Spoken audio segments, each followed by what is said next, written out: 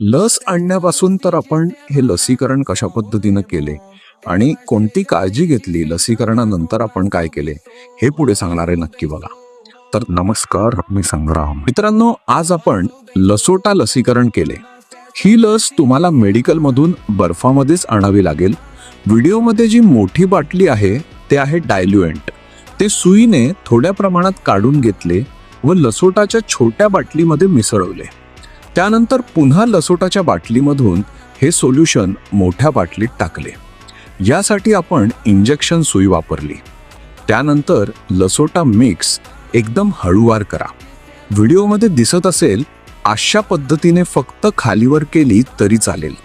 लस ही पिल्लांच्या डोळ्यात आपण टाकणार आहोत, त्यासाठी असे ड्रॉपर वापरले पाहिजे. मित्रांनो, पिल्लांना एका साईडला करून त्यांच्यामध्ये असे विभागीकरण केले. एका पिल्लाच्या एका डोळ्यामध्ये एक थेंब टाकला. मित्रांनो, पिल्लू हा थेंब झटकून नाही टाकणार याची काळजी घ्या व त्याने असे तोंड उघडून ते पिऊन घेतले पाहिजे, म्हणजे आपले लसीकरण सफल होईल.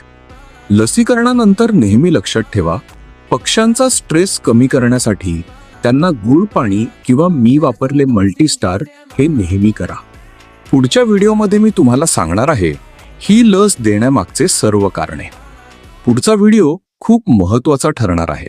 नक्की बघा. धन्यवाद.